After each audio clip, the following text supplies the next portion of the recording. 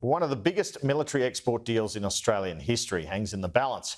It's a $1 billion contract to build armoured vehicles known as Boxers with Germany.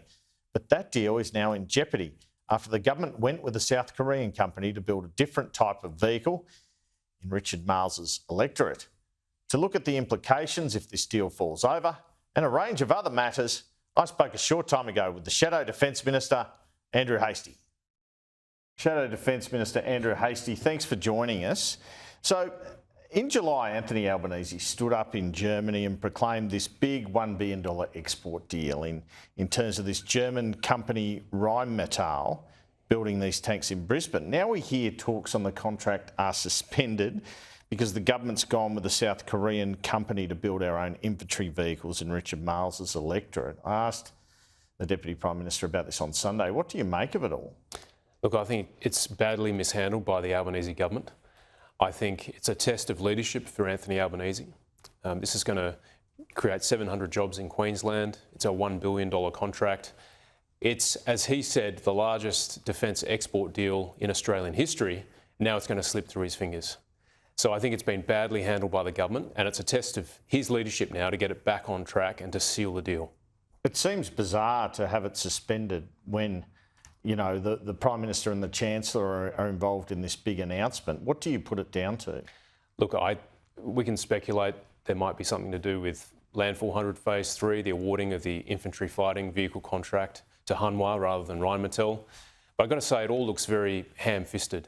And again, South Korea is an important ally, Germany is an important ally, and we shouldn't be off-siding people like this. There's enough work out there to keep all our allies happy and busy and building our defence capacity. Is our relationship with Germany at risk here? I mean, the government's made plenty of hay over Scott Morrison and the French relationship. Do you see something like that evolving out of this? Look, I've just come from the Konrad Adenauer Stiftung Security Conference here in Canberra where I spoke, and the relationship is very strong.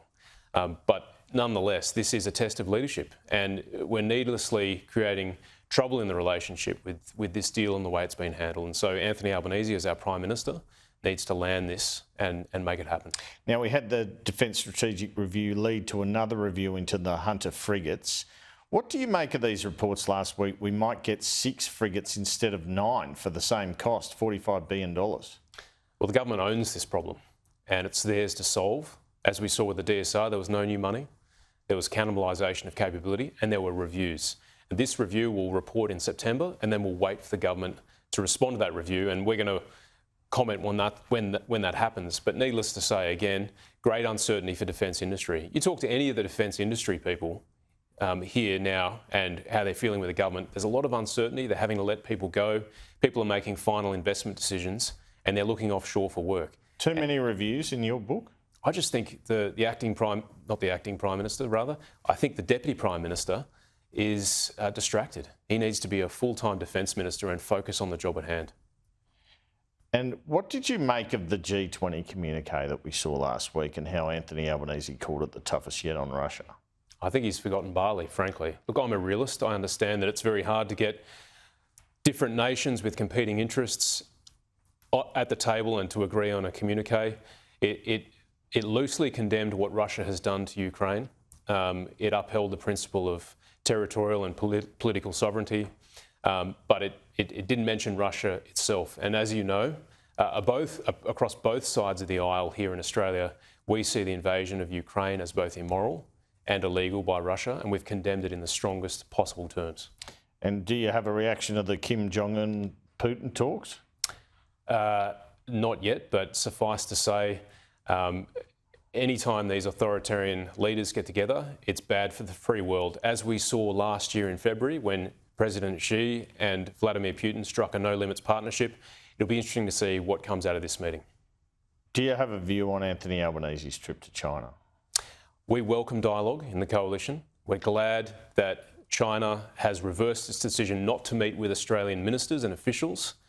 But again, this is a test of leadership for Anthony Albanese. What can he deliver that's in our national interest? He should be seeking the release of Cheng Lei and Yang Hengjun, 2 Australians long held unjustly by the Chinese government. and he should be working on behalf of Australian exporters to lift some of the sanctions that have been put upon our primary producers. What do you make of this issue around Qatar Airways that's dominated question time the past couple of weeks and how the government's handled it? Look, it's concerning, I've got to say. It's not in our national interest, and it's not in the Australian people's national interest. There are serious questions for Catherine King, the Minister for Infrastructure and Transport. Did she speak to Alan Joyce? She can't recall. She can remember meeting other stakeholders, but what is the quid pro quo here? What is the relationship with Qantas and Anthony Albanese's government that led to them shutting off Qatar and 28 additional flights, foregoing $780 million of economic activity and foregoing a price reduction in flights for Australians?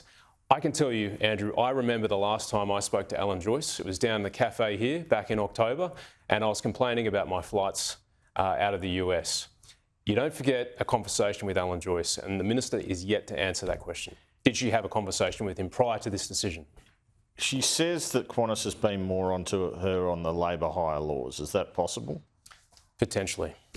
But is it possible the Minister made the decision on her own and there's no conspiracy here? There's a whole range of possibilities, but what we're not seeing is transparency. She should be able to justify this decision. And so far, we're not getting the transparency that we and the Australian people expect of our ministers. A lot of views against the Voice in your home state, WA. What do you think of Peter Dutton's promise of a second referendum on constitutional recognition and how that would be received there? Well, I think what Peter was restating was our long-held commitment to constitutional recognition. Now, the Prime Minister had a huge opportunity here to bring the nation together around constitutional recognition. But there was no constitutional convention, there was no desire for a bipartisan constitutional amendment. Instead, he's made a mockery of this process. So what Peter was advocating was that very thing, constitutional recognition for Indigenous Australians. And sadly, that's going to slip through our fingers because as it looks, the vote no is gaining strength and this is slipping through the Prime Minister's fingers. But he says he'll hold a second referendum if elected, so maybe it won't slip through Australians' fingers. Well, no, there's one question in 5 weeks that needs to be answered. Do you support Anthony Albanese's divisive voice or not? And I urge Australians to vote no, because this is the Prime Minister colluding with the big end of town, big tech, big finance, big sport and big business working together to change our constitution, and the change will be divisive and affect generations of Australians. Do you personally support a second referendum? I support constitutional recognition. Okay, fair enough. Just finally, it seems you're getting a bit more of a run in question time with questions these days. Is Peter Dutton keen to promote you? Well, I'm sitting at the shadow cabinet table in the defence portfolio, which is a huge honour. The number one role of government is to protect its citizens, and so I'm very glad to serve in that very important portfolio. Andrew Hastie, thanks for your time this afternoon. Thanks, Andrew.